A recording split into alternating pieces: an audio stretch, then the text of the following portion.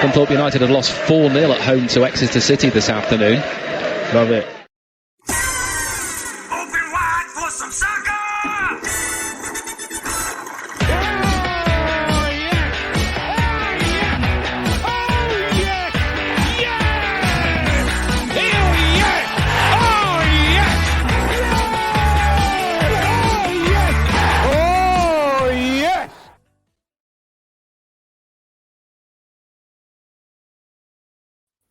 Good evening, everybody. Thank you all so much for joining us. It is our second podcast as league leaders and the epitome of football. A long may it continue. We'll go through everything. Please do feel free to throw your questions at us. Thank you to everyone else who's already sent some our way as well. We'll have a chat with, we'll answer some of them and have a look at what's gone on in the last couple of days because games have come thick and fast. Talk about our draw with Bromsgrove, which has made telly. And we'll also have a chat with Ryan, who has very kindly joined us from the NL Musings blog, who will talk to us around. Sort of now it's 10 games in, we can sensibly look at the league table and not be stupid. And we find we're top of it. It's a load of easy. Stop the count mentions still relevant. Is that still a relevant meme? Can we still at least shout that out? Bruce is looking resplendent in his office. He's on mute. Are you all right? I'm all right, thank you, mate. Yeah, we've had worse weeks at one following town, haven't we? I'm having to live in this office, I think, at the moment. I thought I'd try and just keep the mood just a little bit low with a relegation shirt. I just thought, just temper things. Although I'm thoroughly enjoying it after my trip to Altrincham midweek. I don't know about you, but you feel devastated any game that you miss at the moment.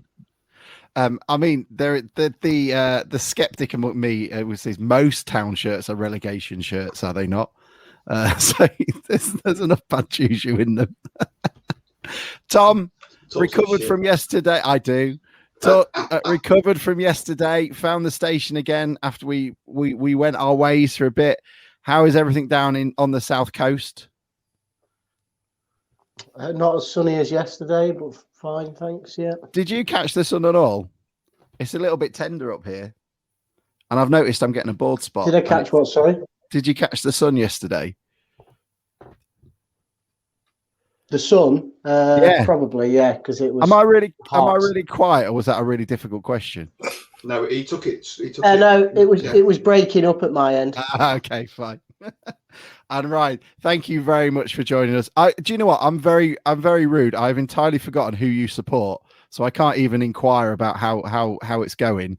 Who are your allegiances to? My full allegiance is Birmingham City, which it's been a bit up and down so far. I mean, so detached from the world of the Championship nowadays.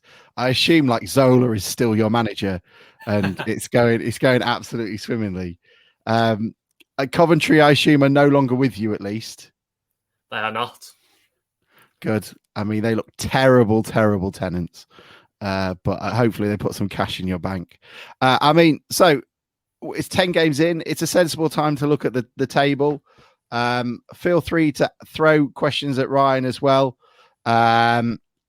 Because apart from, aren't we really good? It's probably about that. Nathan Moncaster, before we started, he wanted to know if Giles Coke has actually announced the winner of his Guess the Attendance thing. And I'm going to throw a spanner in the works here because there were quite a few comments on social media saying that 889 was not the accurate attendance because a lot of people got in without being scanned. I don't know if you did, Tom, but it did feel a bit lax. It was just two blokes. They didn't scan mine, no. Yeah, there's just a couple of blokes on the terrace. It's a bit like Maidenhead, where you had to go back out through the turnstiles to get out of the stadium, which felt a little bit like a fire hazard, but apparently it was absolutely fine. But there we go. Right, so Ryan, 10 games in. Who have been the teams that haven't met expectations yet? Do you think? I suppose the first three, you're kind of looking straight at the sort of bigger clubs in the league, aren't you? So I suppose the four that always come to mind for me are Chesterfield, Stockport, Notts County and Wrexham. Obviously, Chesterfield have done quite well.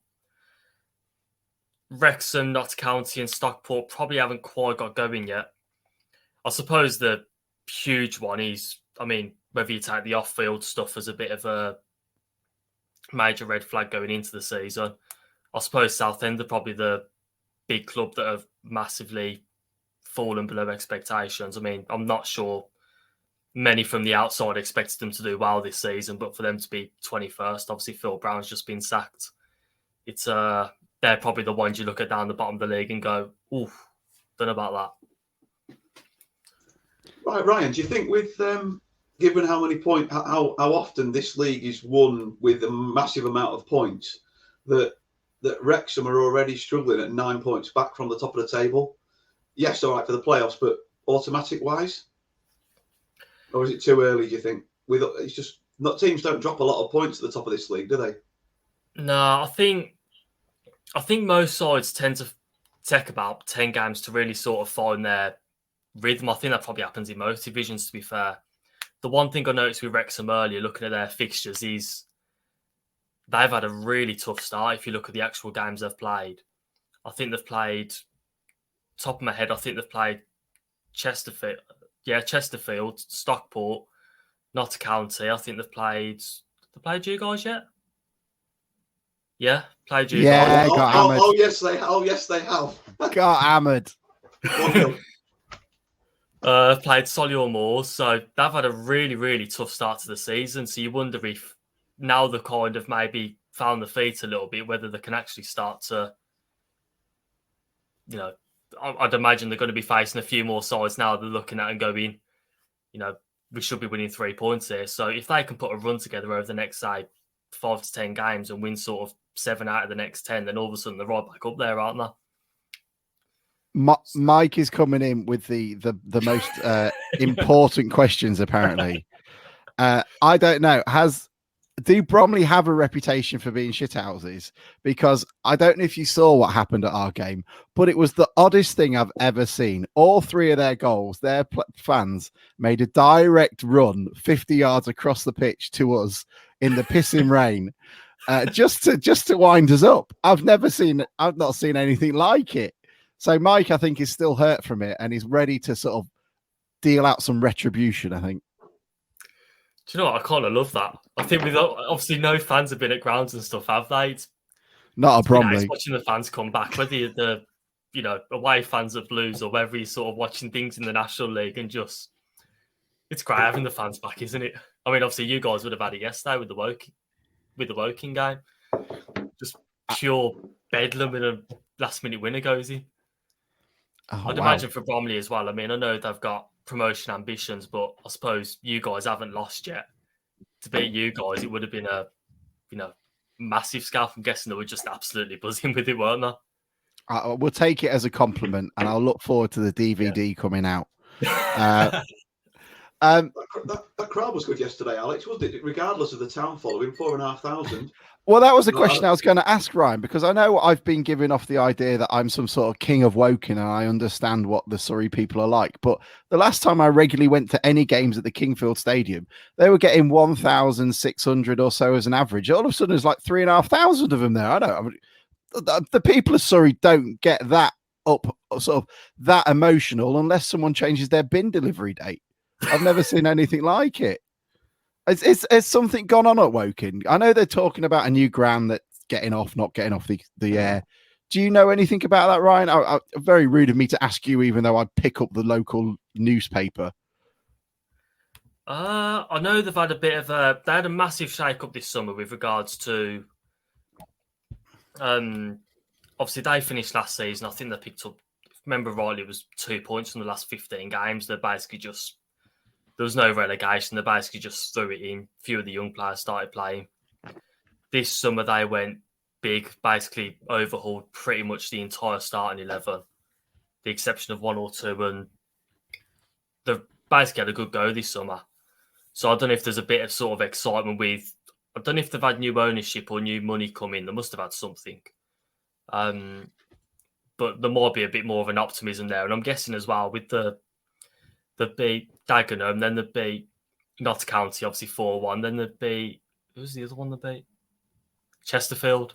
Yeah. So I'm guessing coming into your game as well, there's probably a lot of fans sort of right up for it, thinking, we're really good. I mean, we'll touch on it later, but Woking fans were a little bit obsessed with how bad Grimsby is. And as someone who lives down here, I know what Maybury Road looks like. So if any Woking fans are here, you can't come in here telling us that. I know what it's like to live down here. Don't start giving it the big one just because you got Carluccio's. Right. I guess really the questions we really should ask is obviously, I'd like to think we've surprised a few, but who are the other dark horses that have been going around? I'd consider Woking as one. Is there anybody else that we should be worried about? I think probably the other 5 that I think are in the top 7 now or top 8. Boreham Wood are obviously second at the moment. They had things went a bit flat last year, and there was a big sort of thing with their chairman coming out saying that certain people didn't want to be a part of the club and weren't doing enough to sort of really bring that togetherness together. And they had a big changeover, not just in playing staff, but also coaching staff and people behind the scenes.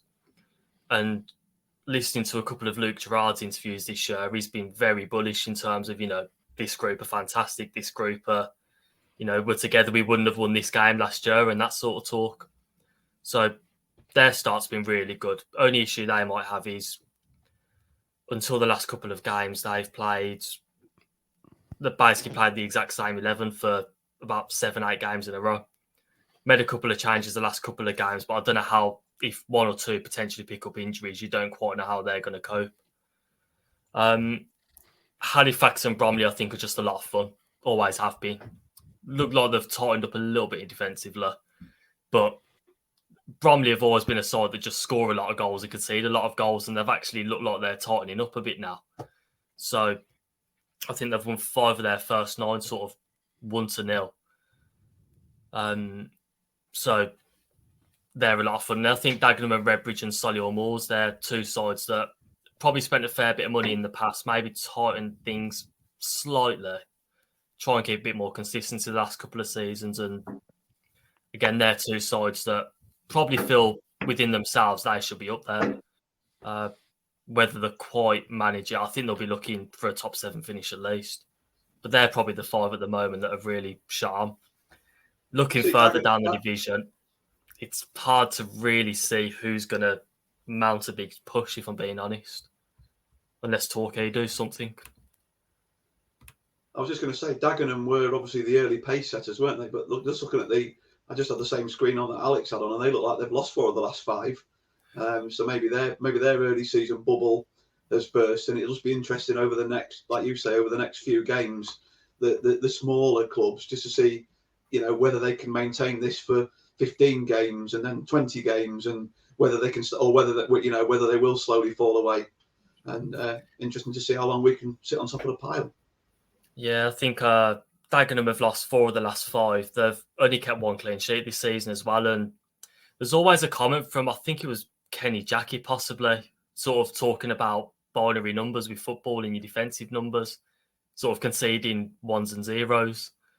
And I think when you've got a side that aren't keeping clean sheets, you're never going to score goals forever. You've kind of got to ground out those horrible, 1-0, 2-1 sort of victories, haven't you? Or keep a 0-0 when you need to. So I think if you're not keeping clean sheets, it's a bit of a dangerous territory to go down, really. So I'm kind of not surprised now looking at it, Dagenham have dropped down a touch. Kind of brings me to Stockport and obviously seeing them down in 10th, but they've had 3 games where things have gone horribly wrong. And otherwise, they've kind of continued what they did last season, which is just concede 1 or concede 0. I think they're the side that, even though they're not playing particularly well at the moment, they've just started winning football matches again. So I'm quite interested to see how they go the next few games, because I still think they're the side that, of the sort of big money sides, I think them and Chesterfield are probably the 2 that I'm looking at and thinking they could really push over sort of a 8-10 game period and just go undefeated. Sort of speaking of sort of touching on what you've just been speaking about, Ryan, and Bruce, when you were talking about teams that have sort of dropped points early on, and will Wrexham even be considered title challengers? I did do a bit of work on it yesterday because I was still buzzing and my wife wasn't talking to me, being a Woking fan. So I sat there on my computer instead. And it was so I was having a look, points after 11 games. So out of the last teams that won it since we got promoted, this time after 11 games, Cheltenham had 24 points, who won it the season we got promoted. Lincoln had 22 fans and points. Macclesfield had 17 points. Orient had 23. Barrow had 13, but obviously they had a smaller points total, which actually in fact, that's even more impressive because they had less time to turn it around to get those points back. And then Sutton had 23. They played a couple of games less as well. And we've got 26. So out of them, we've had it. I know someone asked me, what about everybody else who was leading at this time? I can't do the maths on that manually. I've got things to do. But it stands in good stead, at least. And it seems to be you need to get 1.89 points per game to stay up there. But it'll be interesting to see. We've obviously never had a start this strong, and I guess it'd be nice to get a sort of a casual observer's view, really, on sort of how we're going. The thought process around here to be particularly, I'll come at it from a particularly negative standpoint, if we can find one, is that there's worries that we don't have the strike force up front, and we're quite lucky that goals are coming from everywhere, but if McAtee or Taylor were to get injured, for example, we don't have a Tishmanga or a Mullin or a like to help cover. What have your thoughts been on Town really coming through? I think one of the big things with that, though, like you say, goals are sort of coming from everywhere at the minute. But when you see things like Notts County, I think 18 of their 20 goals have been scored or assisted by Wootton, Robertson, Rodriguez. You've got Solihull Moors, 16 of their 17 goals have come from their front throw. I think Wrexham has scored 11 and Mullin has scored or assisted 7 of those. So if you're in a position whereby you've got a Ryan Taylor who may be missing for a game and you're looking and going, well, you know, two or three other players there that are going to step up. And I think that's probably it's probably better to have goals coming from everywhere than it is. Sutton never really had a main striker last year. You had Bajil and Aloafi, and I mean, Aloafi scored quite a few, but you had goals coming from Craig Eastman in midfield. You had the centre half scoring goals. You had a left back who could take free kicks, and you've got goals coming from all over the place. So I don't necessarily think it's a bad thing that you've got, you've probably had about 7-8 different goal scorers so far. And I think the one thing I was a bit unsure about leading into the season was I know Hurst was toying a bit between 3-5-2 and 4-3-3 in this pre-season, but it looks like he's very quickly settled on a starting 11 that's just working. He's not making too many changes, maybe the odd one here or there, but it looks like he's got a very settled system, a very settled idea of what he wants. And, that is working. I suppose the only thing you can really say with the McAtee-Taylor situation is if one of them does get injured, I suppose it's a chance for someone else to step up. Tom, are you having this time round rather than, if someone gets injured, you've got the loan market to deal with as well. Yeah, that's true. Tom, are you all right? It looks like you're experiencing an earthquake. Is it messing up? Give me a thumbs up when you're ready and I'll take you off. Okay. I mean, that's probably a good thing. I can't hear a lot of what people are saying because of my connection for some reason. So I'll just contribute when I can. Okay, man. I'll leave you on. Give us a shout if you need it. On it. Who's wearing a Hibs top? I assume it's Tom. Tom usually wears all sorts. Yeah. He always wears absolutely random football stuff that he's found in a charity shop. Amazing. I think I got the Wrexham score wrong, Alex, as well before anyone points it out later on. Why? What did you say? I said 1-0, didn't I? But we didn't. We scored 3, didn't we? We did. Max was it 3-1? Yeah, Max Wright got injured celebrating, didn't he? Bless him. Yeah, nice to see. Justin. an interesting point on Wrexham. They're having their pitch redone currently, so they've had to rearrange a few home games. So they'll probably get a run later in the season where they have maybe 3 home games on the trot, which is quite interesting because they're obviously getting big crowds, and that could prove to be crucial when the running comes around. Do you think that helps, though? Do you think that helps having such a big crowd and such big expectations on them? Because those players, I guess, haven't been used to that. I think if you had the choice of playing 3, whenever these games have been rearranged for, if you had the choice of playing 3 home games on the trot with a packed house of 8,000 and you're vying for the title, you'd take that every time because it's not just the home crowd, it's the not having to do the travelling. So you can just spend all week at work on the training grounds until game day, and then come game day, with all those people in the crowd, you've got a good chance of sort of out singing the opposition and making the atmosphere as best you can for your players. So yeah, I think it definitely makes a difference. Yeah, I think that's what makes our recent performances even better. Our recent results, particularly the last 2, even better. That we went to Bromley on a Tuesday night. Was that straight after Maidenhead? I can't remember now. Yeah, it was. We had Maidenhead on the Saturday. We went to Maidenhead on the Saturday. Then we went to Bromley on the Tuesday, and then we had we were at home to Dover on the Saturday, which you're at home, and then we were away Tuesday night at Altrincham, and then away Saturday. Again at Woking, to pick up 6 points or 9 points in the week, I think is particularly impressive with all the travelling we've done. It's been, it's going to be a slog this season, given how many Southern teams are in it. So, I mean, I guess the question is, Ryan, after such a short period, who are you expecting to be fighting it out at the top? Is it going to be just ourselves and Chesterfield? Are we going to stay there, or do you think it's going to be something that could fade away and sort of inexperience in the league is going to take over? What do you see coming out until Christmas? I guess is probably the best thing to judge on. I can't say at the moment that there's any reason you guys would drop off watching what you're doing. From what I can see, it just looks like a very well-oiled machine, not particularly, fantastic, in terms of the way the game's being played at times. Just, you look like you've got that gritty edge to you that, you're going to need at this level. You've got to be able to play direct. You've got to be able to turn the opposition's defence. You look comfortable doing it. Ryan says we're going up. Right, see you next week, mate. Nice one, that'll do. I'm taking it. It's hard to say with everybody else. I mean, I've just had a look at Wrexham. I know that was such a shit question. I'll be entirely honest. Yeah. What's going to happen between now and Christmas? Tell us now. I mean, Chesterfield are going to be up and around there. I think they're a side that are just going to, dug out wins. They're not particularly, again, exciting, fluent side. They're just very functional in what they do and very good at what they do. And obviously, with the 2 strikers they've got, they're going to score goals regardless.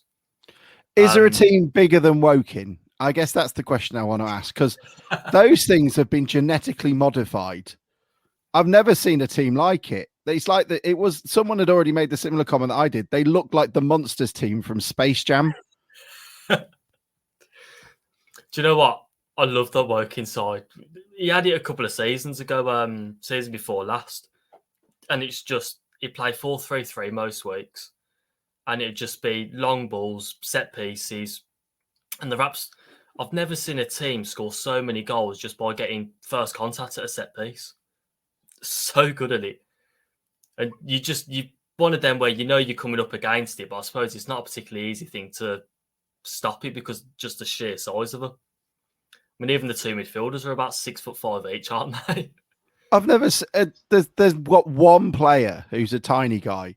And the other ones, I mean, I'd love to, if they ever get to a point, I'd love to see like the Champions League montage where the cameraman is having to pan across and then all of a sudden it just has to drop 3 foot just to get the top of his forehead in. What, for the goalkeeper?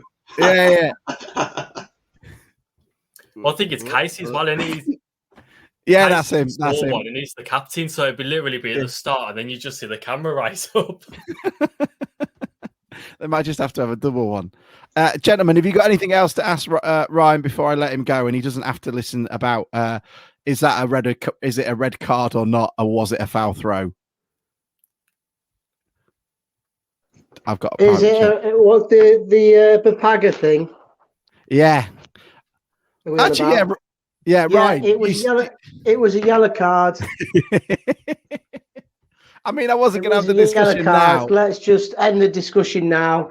You have to be at least 2 meters from the thrower, which you want. And then any opponent who unfairly distracts or impedes the thrower, including moving closer than 2 meters, is cautioned for unsporting behaviour and given an indirect free kick. The player can throw the ball at another player as long as it's not deemed careless or reckless by the referee. So just to end the debate finally, because I'm sick of talking about it, it was a yellow card. It was a stupid thing to do. Why is it not letting me mute him? Let's hope he looks at the rule book and learns for next time. Don't make the referee decision when.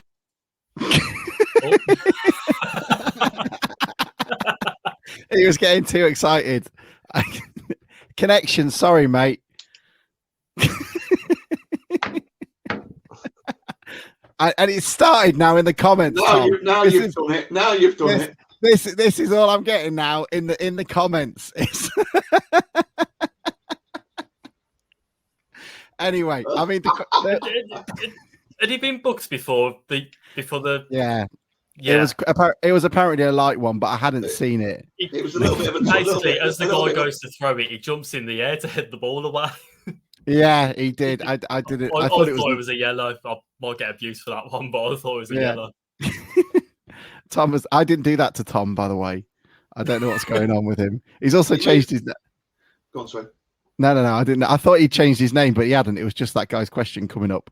Hang on, I'm going to remove him and see if it kicks him back in. What if the guy, just finally, what if the guy, I mean, I know he shouldn't have jumped, and for that reason it probably is a yellow, but if the guy chucks it at him before he's had a chance to retreat, surely that's not a yellow card. It was attempted murder. That's what it was, Bruce. Right, on that note, anyway, yeah, we'll end that bit there. Anyway, he's had a rest. We won the game, and he's back next game, isn't he? It was attempted murder. He should be done.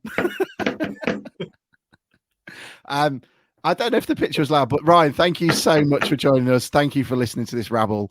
We will love to have you on later, hopefully in the same circumstances, so we can just talk about how many points is the world record total for the National League champions.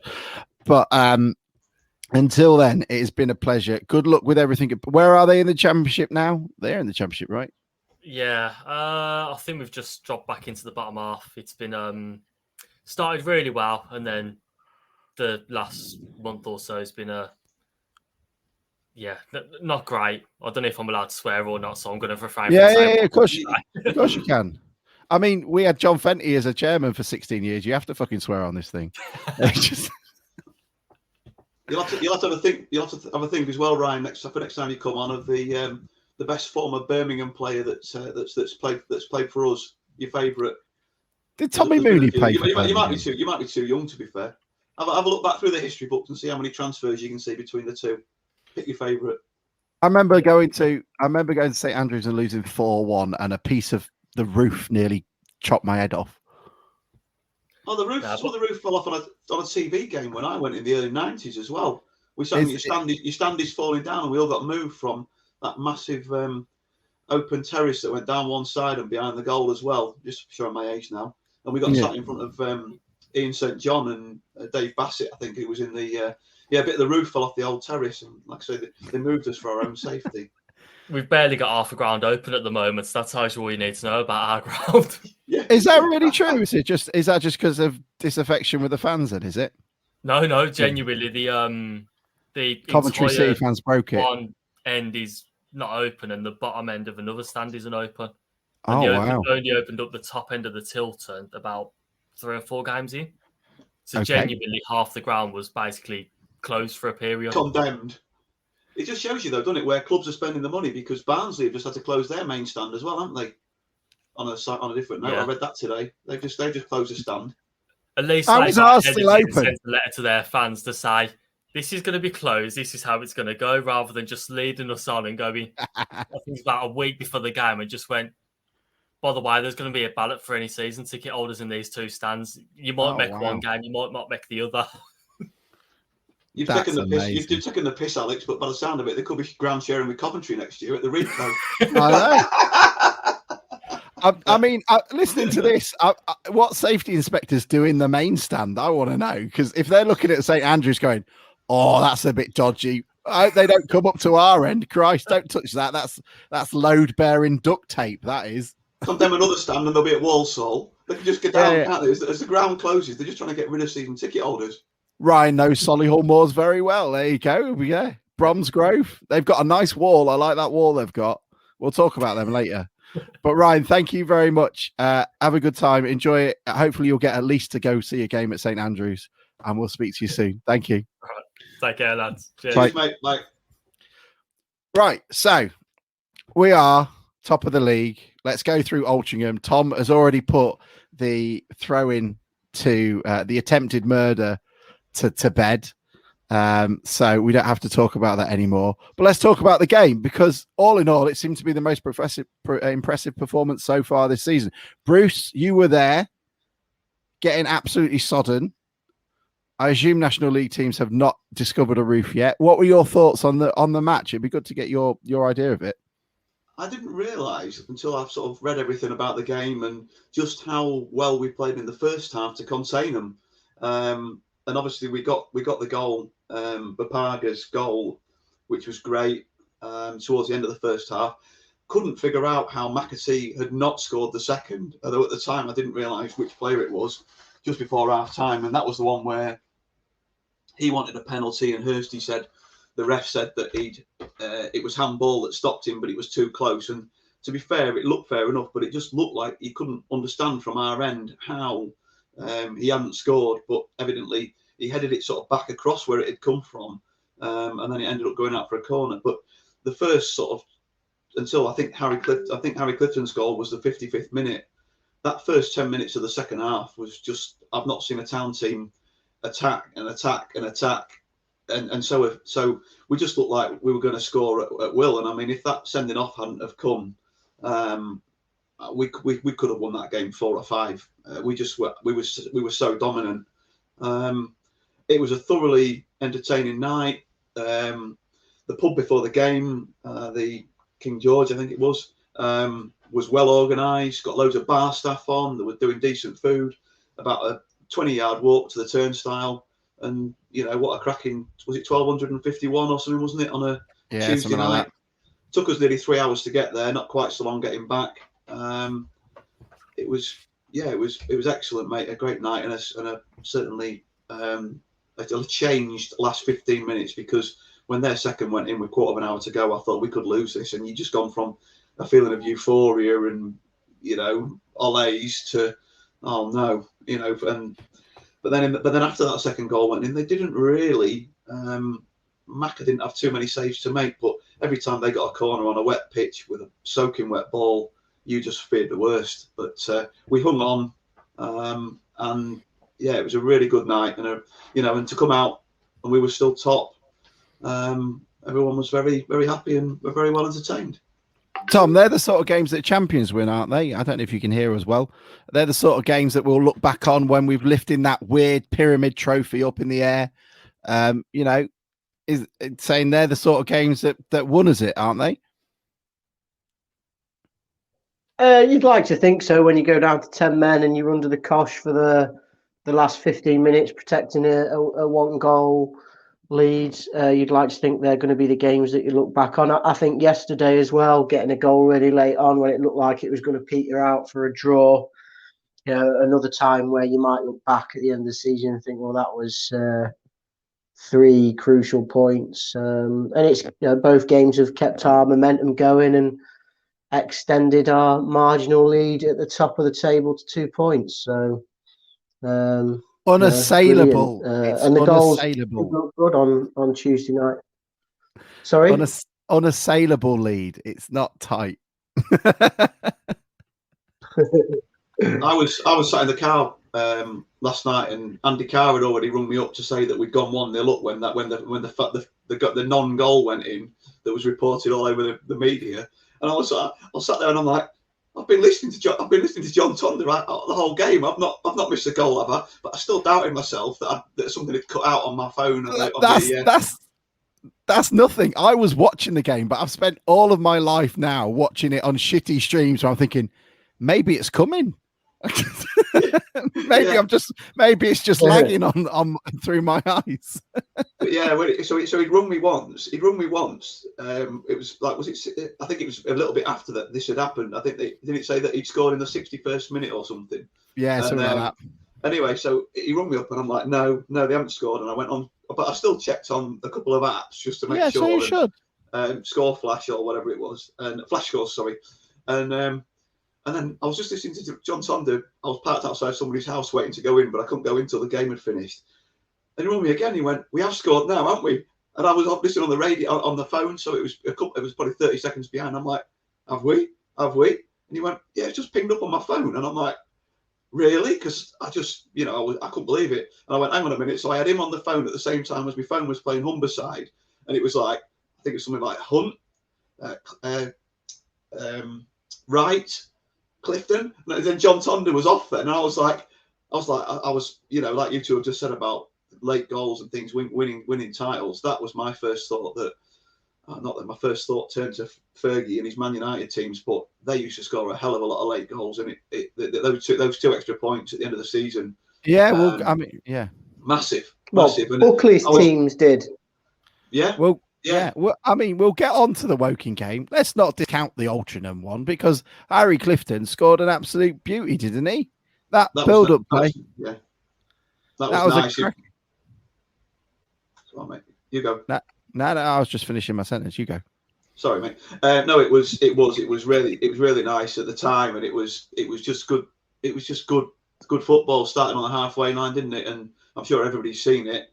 And the little mistouch from McAtee or miscontrol actually, fell really nicely to Clifton. But we earned that little slice of luck, and there's nothing. It looks good when a ball hits a wet net, doesn't it? And you get the droplets off the netting, and it was in front of the town fans, and it was a nice moment. And to go 3-0 up, because it sounds like cliche, but 2-0 is still a hairy scoreline. It's better than 1-0, but only very slightly. And to go 3-0 up, you think you're home and dry. And I think Gary Henshaw said that on the radio. That's the points wrapped up. And I'm sure sort of 20 minutes after that, he was probably thinking, I wish I hadn't said that, because you just don't know. Like Hursty said, that's why he was disappointed, wasn't he, that we didn't push on. And McAtee had a couple of chances.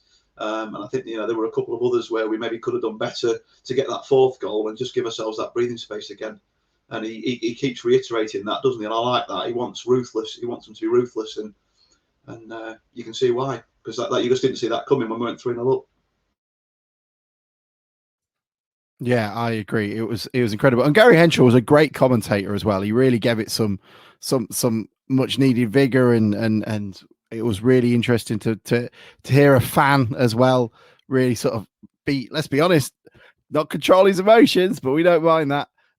It was wonderful to hear, and it made I'll be honest, as I keep saying, I love John Tonder, I really do, but I don't think I could have bared listening to those last 10 minutes with John, because everything sounds like it's always pinging around the in front of the goal with nobody in front of it when he's commentating and we're defending.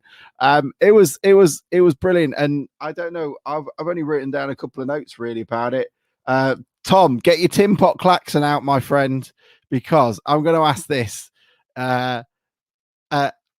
Should Tin Pot clubs who can't afford a roof should they have to charge less for standing in substandard facilities? He's not even gonna rise to the bait, listeners. He's thinking. Time. He's gonna think of how he can call me a twat. A Sevilla Tin Pot. That is But I'm sorry, as someone who has. There we go. We'll end the discussion there. Moving on to the Woking game. So he agrees. Speaking of Tin Pot clubs, I mean, but as a club that has a roof that has spanned 3 centuries, is there not an ability to stick a roof on something? Because, and if so, should away fans be charged the same if they're put on the worst stand? I find it quite harsh that at Bromley you've got biblical weather, as you did at Altrincham, and they are stood in the pissing rain, and they don't have it. Yeah, Bruce, go ahead. Does that mean beer gets discounted in the fan zone in the winter? Well, I mean, let's be honest. Pre new regime, it was at most 30% beer. Let's be entirely honest. No, you're right. I don't mind paying a little bit more. It's up to me. You got to drink it quick so you don't get watered down. That's all. Anymore. Right. Okay. Let's move on to the Woking game. As I've said on the title of the show, the curse has been listed. I have finally seen a win. My last win was Swindon away with Michael Jolly as manager after Harry Clifton was viciously assaulted with a leg nowhere near him for a penalty that Mitch Rose put away. That was a good day, wasn't it, though? That was a good day. That was a good one. I don't know if my voice... voice... Harry Cardwell, though. Was it Harry Cardwell that put it away? Yeah. Oh, no, Cardwell that got the penalty. I thought it was Clifton. Anyway, I could be wrong. Yeah. But that was a cracking day. My first trip to Swindon, and we really needed that point. That probably was the game that probably kept us up that season. I know we beat, was it Notts County at the end, but that result at Swindon was great. That was a great day. Turned up and they never did announce how many town fans there were, but there must have been 700 or 800. Sorry, we digress. I know, it's all right. I don't mind. It's what we're here for. But Woking, you got your moment, your moment. Yeah, it was good. I enjoyed it. Got to enjoy the local weather. It was lovely, at least. So no roof on that tin pot stand. It was all right. You could suffer that. But overall, Tom, what were your impressions of the game and ourselves? And from the 3 games I've been lucky enough to see this season, that was the best performance. And after that, I'd have said Bromley and then Maidenhead. Well, before we get on to that, should we do a little programme review? The Cardinal, £3. Really. I quite liked it. They I think we should do this in all programmes. They did for the home team. They did like little pen picks and a little description of the player or whatever, rather than just the away team. Well, because when you're visiting a club, you don't actually know anything about the home players either, do you? So it's quite handy to know a little bit about their players. At least he's like 2,000. Pardon? It's good for their extra 2,000 new fans. It is, yeah. I'll tell you something though. Is this what's going to happen every time you have an email ticket instead of a real one? What were your thoughts on the I can't hear what you're saying, to be honest. You're breaking up a lot. Just go into the game review because I presume you can hear me. I thought it was a really good game. 2 good sides facing off against each other, and it was quite end-to-end at times. Fox forced a really good save from their keeper in the second half. I thought that one was in. And Taylor had a really good chance in the second half where we sort of flashed it across the 6-yard box and he just couldn't quite get on the end of it. Clifton had a really good game and got into the non-league papers team of the week. I think we've had a player in the non-league papers team of the week pretty much every week so far this season. Towler had a 5. What did you think of that? A rating of 5. Yeah, I thought the ratings were a bit harsh because Macca only got a 6, which, given that they only had 4 shots on target. So I think that's a little harsh, really. And Towler saved one of them, didn't he? I thought it was Waterfall when he cleared it off the line. I don't know. You said Towler on the radio, but you were there. Well, I was there, but I get a lot of things wrong, to be honest with you. So it could well have been Towler. But there was a couple of players behind it after he rounded the keeper. There was a couple of players back anyway, weren't there? It didn't, even though he'd got past Macca, it didn't really look like he was going to score. We'll know on Thursday, won't we, when the highlights come out? Yeah. What did you think of Ben Fox's game, Tom? I know you mentioned him a minute ago.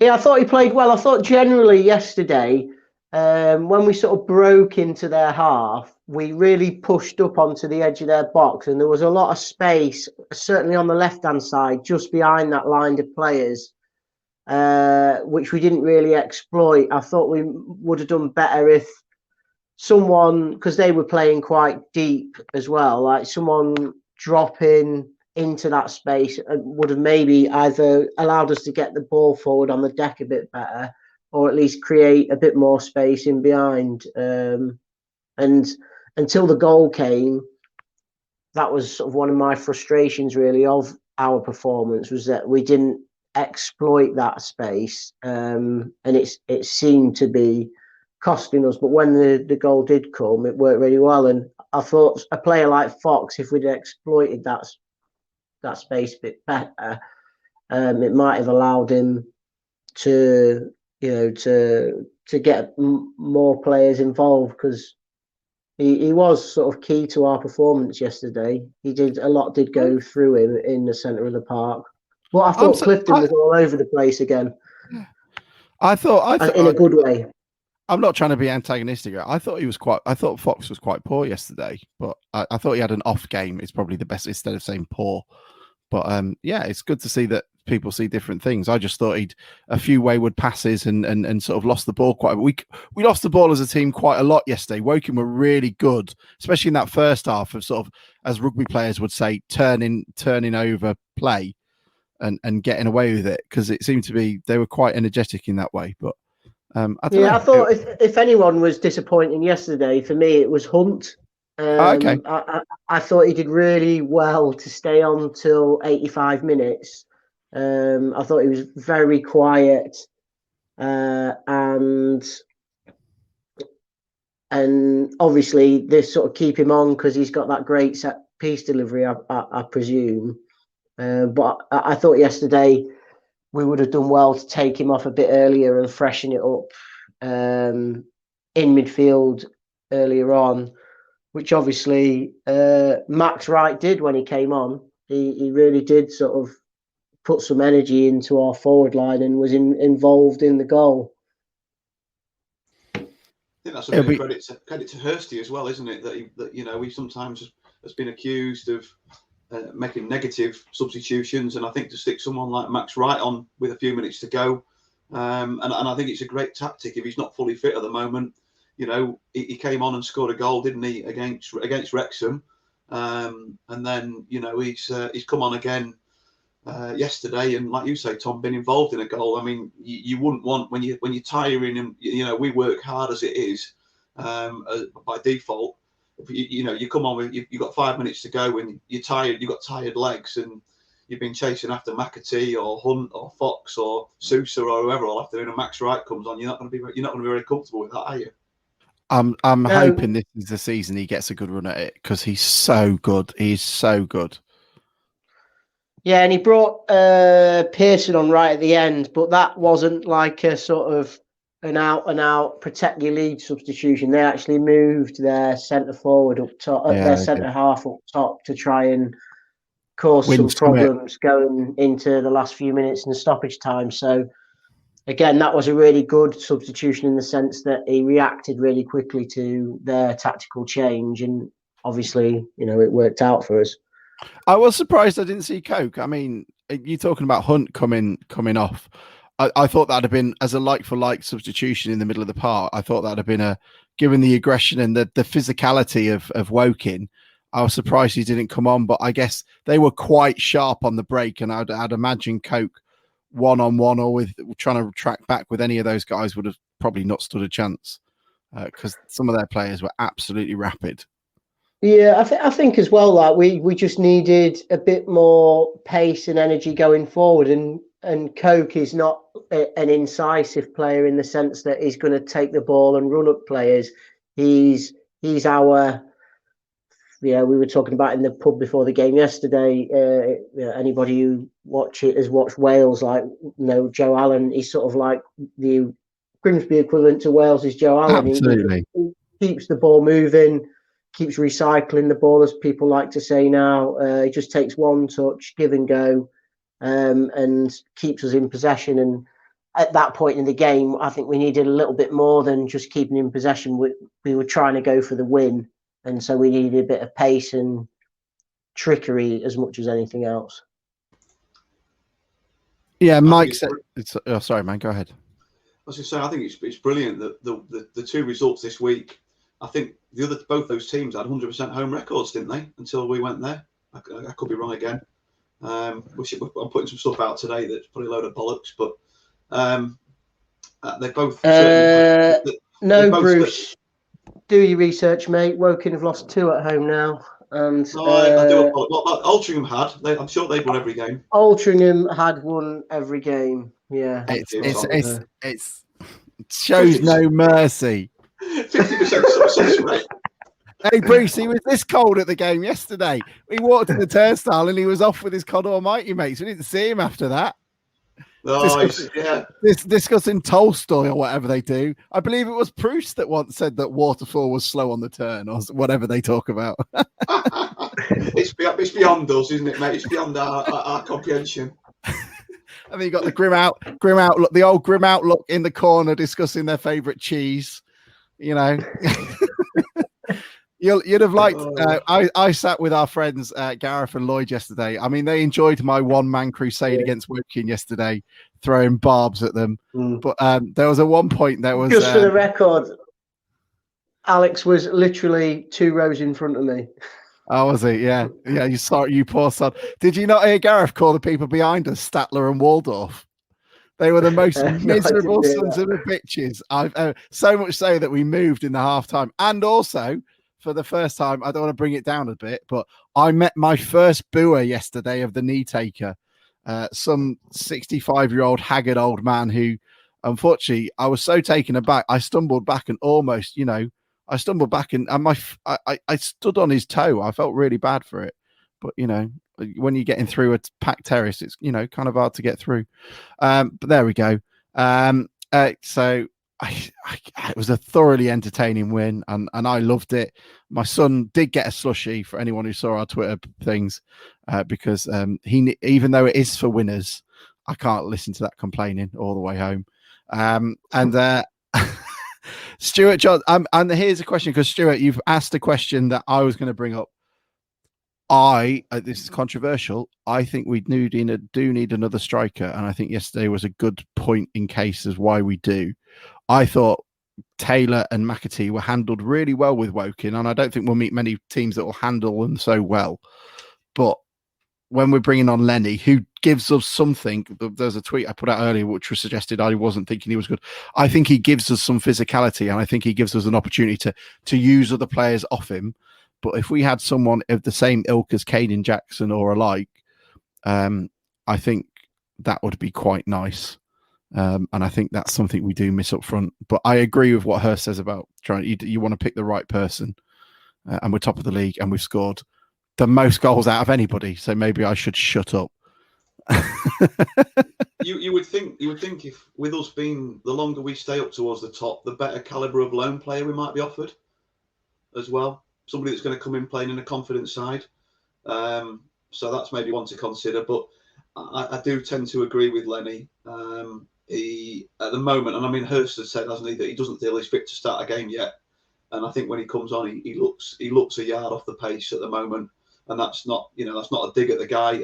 Hurst, he said he's not ready to start games. And obviously with the lack of reserve games that you get, of which we've talked about before.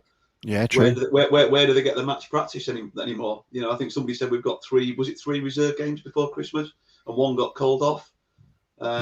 It's not a chance for the fringe players to get any football, is it? So you're either in the matchday squad or you're just training and you don't play any games. It's not good, really. Yeah, no, but Mike. Last time Hurst was here, they did arrange other games in the week that were like behind closed doors games against like Scunny for reserve teams. Other non-league teams, yeah. Yeah. Yes, Mike. I hear what you're saying. We want these players to be tested, Tom, don't we? Yeah. We might have to travel further than Scunny. Did Queen Elizabeth High School not have a team they can play? You know, it might be a bit tougher. Just allow them to play King Edward, couldn't we, or something? Mike, you're going on the naughty step. We can't talk about. He's gone. You got to let him go, man. But announce Bogle. I don't think he's the sort of character we're looking for. He's going to be a nice, determined character that comes in. He's not going to cause any waves as he sort of does a handbrake turn in Cheapside car park, throwing gravel and dirt over all the players warming up. I think it'd be nice to get someone in, but I'm quite happy for him to look. But I think, yes, they did highlight it. Lenny, as you said, you're right, Tom. And you're right, Bruce. Like he did feel like he doesn't look fit, but he did help contribute to that goal. He helped carve a path for it, and that was nice to see. Also, we've got to mention, first of all, we've got to mention Harry Clifton. I thought his performances have been brilliant. Hurst is absolutely right. Adding injuries in. Stuart has just put a message in, and I'll put it up in a second because it's gonna. Don't make him rise to it. Right, here we go. I'm going to put this in. I wanted to say Clifton, great to see him scoring some goals. I wanted to say well done to Towler, who has been nicknamed Baby Handicide by our friends as well. And I wanted to give credit to Waterfall as well. So here we go, Tom. Question just for you. I think that's one for Hurst to judge, isn't it? When do you think it's time to tell Scannell to go forth and multiply? He's injured all the time, injured again, obviously a couple of weeks out, apparently, and then we can have him. He must be good around the dressing room. Hurst wouldn't have him if he wasn't good around the players, I guess. And speaking, sorry. Presumably, he's obviously looked half decent when he has trained because he's not been shown the door like the other players that were here when Hurst arrived, and have, like we haven't mentioned it. Danny Rose went out on loan to Gateshead this week. He's not impressed enough to be involved with Darlington. This squad. Tom, sorry. Darlington, sorry, yeah. Bruce. Sorry. Yeah. Sorry, But you know what I'm saying. We should. Yeah, but should we also apologise to Darlington? We've taken Enrico Souza off them, and in return, we gave them Danny Rose just to spit in their face, I assume. It's just harsh, yeah. But...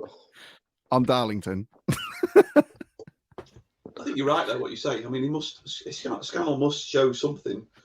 Same with Matt Green, isn't it? That he didn't get disregarded. Yeah, same with Matt Green, isn't it? He was useless on the pitch, but obviously clearly had something that Hurst quite like having around the club. He likes the players with the right attitudes, doesn't he? He likes the players who can, really motivate and get going. He was a trier, wasn't he? But he just didn't have it anymore, I don't think.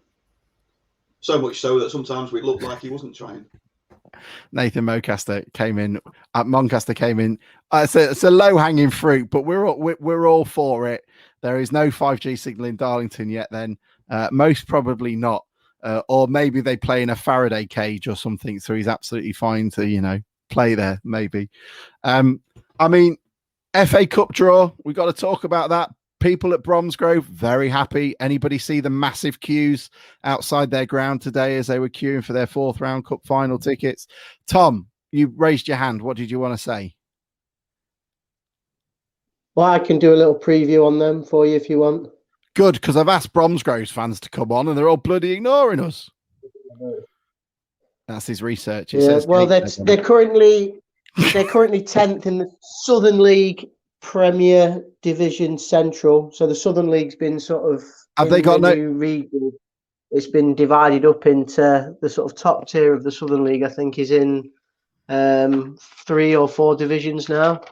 Could they not add another region into the league title? Yeah, it's got 2 Premier Divisions, and then 2 Division 1s now. Anyway, they're 10th in that league, and their manager's called Bren Kelly. They lost on Saturday away at Lowestoft 2-1, and their game in the previous round of the FA Cup, they beat Welwyn Garden City, and then in the week just gone, they played Hensford Town in the Southern League Cup, which they won 4-0, fielding 5 players under 20.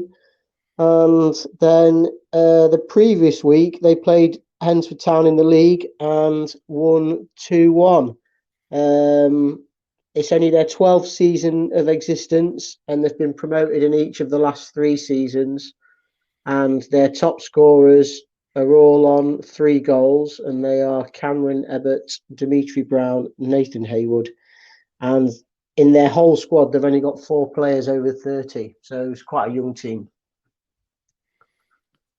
I mean, I don't know if you listened to his interview, but he's not a man for as much passion is the old manager there. He's a, he's a dour fella. He wasn't particularly too bothered about getting us in the cup, but it's on the telly.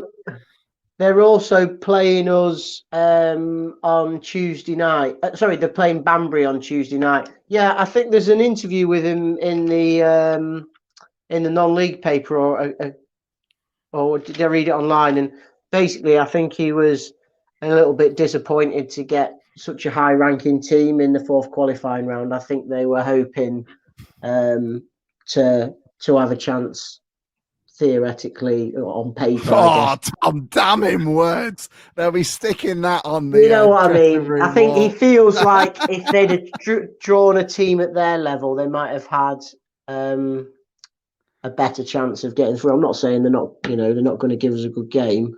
Tom says they're going to get hammered. No, I don't say that they're going to get hammered. I think this is a potential banana skin, and it's definitely got Tin Pot Klaxon written all over it. And it's going to be live on national TV for you all to watch. Exactly. Bruce, have you got any thoughts on it? It just looks like a nice ground for everyone to go to and lose 1-0 at. I've been a bad parent today, really. I said to Maisie last week, the other week, she chose that she wanted to go and watch Town rather than go to a friend's birthday party, which was like fantastic. I want to go to the home game. Brilliant. I've cracked it. I've done it.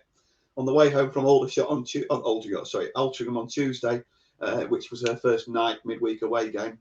I said to her, right, you've got that team bonding bowling thing with your football team on Saturday. Well, Town are at Bromsgrove in the cup, and the kickoff unfortunately has been moved to 12:30. So we're going to go to the football. And she said she wanted to go bowling. Claire's away for the weekend. So I've tossed and turned and lost sleep at night, and it's a ground I've never been to, obviously. And I've arranged, I can't even look after her for the whole weekend when Claire's away. I've arranged for someone to have her on Saturday for the day. And I've said that I'll be back at about 5:30, 6. So, twat dad, bad dad, whatever. Couldn't look after his own daughter for the weekend when Town were at Bromsgrove in the cup.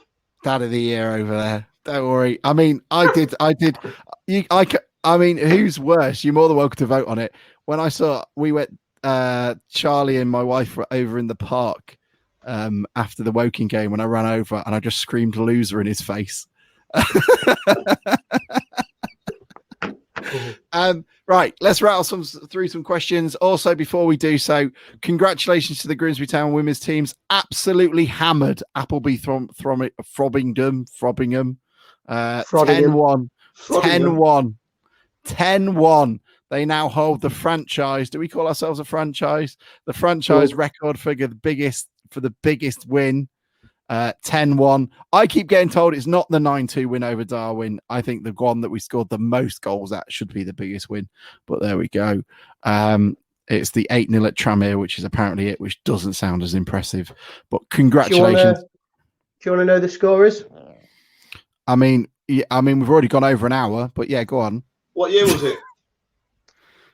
It was today, Bruce. I was going to say, I bet it was today. Scored. Oh, yeah. Danielle Brighton, Emily Blythe, Becky Taylor, Holly Smith all got 1 each. Ellie Wilson got 2, and Amber Sharp got 4. Emily Blythe is only 16, isn't she? A hat trick. And they have maintained their 100% record at the top of the table. So they're on 12 points. So I'm sure Dale, one of our recent guests and the manager, will be very pleased with their start to the season in the East Midlands North Division. I looked today to try and find a photo of them because I thought they were top of the league, but like you say, they've played 4 games now and they're second on goal difference. Because that would be a nice. So hopefully next league game they'll win next weekend, and we can get a photo of both teams top of the league together. Yeah, that's a great idea. We'll get some. I'll ask the youth team as well to send it in. We'll see where they all are as well. Let's rattle through some questions. Let's go.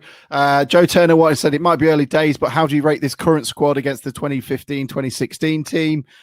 Who would get into it as well? I mean, aside from Hammond and Bogle, I don't even think they would be on the bench at the moment. McAtee and Taylor have been pretty awesome. If you could take 2 players from that team, who would you take? Bruce, I'll go to you first. Bloody hell! I thought we were supposed to be preparing for this. No warning. Right, so you want 2? No warning. I mean, they were up on Twitter. 2 players from 15-16 to take into this squad. Yeah, you can take 2. Hammond. Okay. And towards the end of the season, probably John Nolan, because I think he's different to what we've got now. I thought you were going to say Hoban. Pat Hoban. So, yeah, I think Nolan would be mine as well. What about you, Tom? Is that the same question to me? Yeah, go for it. Yeah, Bogle and Hammond. There we go. We're just going to play all the strikers instead. It'd be pretty impressive. Great 3 points, said Mike McKay. Oh, you're listening to this. You know what you said. Not a question for the show, but yeah. Dan, don't worry. I'll sort some out. I'm at 5-a-side tomorrow, so I might not be able to do it then. Andrew Weeks, that was the man I was thinking of. Who's the best, worst team we've faced so far? Have we yet faced a team who are better than us? Any individual oppositions who had stood out as well? I liked Effiong yesterday. I've always shone a light for that guy. He's sensational. I'd love him in the town squad. I thought up until about 55 minutes, Woking gave as good as we got. But I haven't seen a team. I don't think Bromley were any better than us on that night. It was just freak conditions. What about you guys, Bruce? You've seen more teams. Is there anyone that's matched us and looked better than us? I thought Weymouth were quite good.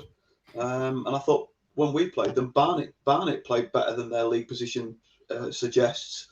But last few games, we've come up against really hard-working teams. I think it looked like Bromley when you went on that.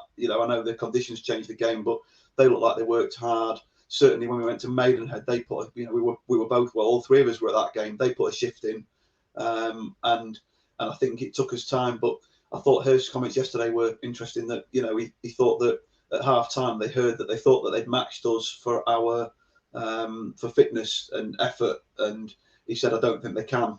And it's shown with a couple of late goals in games, hasn't it? You think we've scored a few late goals now, and I think we are typically of Hursty and his team, which we tried give 100% and we're very fit. And I think at this level, that's catching teams out late on. And I think we've shown that already. I think it helps as well. We've had such a long pre-season, isn't it? We're better prepared than most teams that we're facing, isn't it? Yeah, and also we've now got 2 weeks with just 1 game. That's brilliant. Nice. Adam Panel wanted to know how much cash we get for TV. I don't know if we do actually, mate. I assume it'll be nominal. If so, you do get cash, and I know someone who will know, so I will find out and get Alex to tweet it from the pod account. Do you know what? Do you know what? Who wins what as well? Is it like you get $9,000 or something to win or something? I don't know. £9,000 to the winner and £3,000 to the loser. That's going in Mr. Fenty's pocket. Money towards the new tractor. I don't think it will be. I think it will be going to a disgraced local councillor. Let's have a look. Kelly wanted to say, she said she listened to last week's pod in the gym. Don't listen to us. We're not going to be motivating you. But anyway, I mean, it's an hour and 8 minutes in. So I hope you're still on the treadmill then, because you said that we helped you work a bit harder. So go for it. Keep going. You can give up in about 2 or 3 minutes when we finish off. Andrew Weeks asked who was the worst team we've played. I mean, is it Dover? They were a shambles. Yeah. I thought Woking were the best team I've seen. I thought they gave us a really good game, and they will have finished that game really disappointed, like the Altrincham manager was on Tuesday night, gracious in defeat as he was. Woking had 2 shots in the second half that, from where I was stood, looked like they went very closely past Macca's far post. And they could, they could have quite easily got an equaliser. Fucking hell. I'd struggle with that there, didn't I? On another day. I think that's aimed at Alex. I hadn't even had a pint. Can we stop using the F? He's not Voldemort. He's a funny character that we can disgrace and laugh at. But yeah, fair enough. If it upsets you, I can understand why. But some of us are still getting over it. Is the appointment of Ollie Howard as physio a replacement? From what I know, it's not. Grimsby Exiles. It is just an additional person in the squad that's going to help with the youth team and alike. Moro is not retiring, and is still there in his shorts. I assume he will die one day when his powers of immortality and cold aversion will sadly fail him. He'll get pneumonia after a game in May or something. And he'll die at the ripe old age of 182. We'll all be long gone by then. Yeah, absolutely. Up the Mariners, Ad Infinium asked do you think the table is now starting to divide, and is it going to be the results between the top 7-8 teams? Well, from the little stats we put out earlier, there's Stockport upwards are the teams that are going to have a chance of winning this league. So they're your main contenders for the title. Anything out of that would be a statistical anomaly. That was easy to say. Yeah, we got to remember there's Woking, for example, have only played 9 games. Wrexham have only played 9 games, and they're below that. So if they win their games in hand, they would be within that bracket. Yeovil have only played 8 games. Same again, they're down in 15th. If they win their, I know it's a lot to ask, but if they did win their games in hands, it would bring them into that group. I think I've finished the list, gentlemen. Is there anything else you want to ask anybody out there who's listening? Is anything anybody wants to add before we go off and enjoy a week of top table glory? 2 weeks, isn't it? I'd just like to add, our next league game is against Yeovil, and they're playing on Tuesday night, and then they're playing in the Cup. So they've got quite a busy schedule coming up. Yeah. Which hopefully will play in our hands. Good work, Tom. We haven't laughed at Scunny losing 6-1 to a tea room, but that's always nice to see. Neil Cox hasn't been sacked from there, but another local man has been. Phil Brown, sacked at Southend. Their days get even worse. I'm sure they'll be looking to us to help put their message out there when they play us in November. It's November, I think, isn't it? About Martin and getting him out. Sad state of affairs down there. I quite like them lot. But anybody got anything to add before we wrap it up and go our ways? Have a good week. Enjoy being absolutely. Top. Up the Mariners. This doesn't happen very often, my friends. Tom, you got any parting words before we go? No, as Bruce says, enjoy being top. Yeah, absolutely. And I'm going to enjoy running around Woking every day, singing, black and white for you, and nobody will have a clue what it means. Did they change the lights on the McLaren factory black and white? Yeah, that's what they did, my friend. Yeah, they might have just been switched off, but they might just need some changing. But thank you all so much for joining us. We hope you had a good day yesterday and enjoy being top. We shall speak to you all very shortly. Have a nice day. See you later. I'm going to kick everybody. Scunthorpe United have lost 4-0 at home to Exeter City this afternoon. Love it. Open wide for some soccer!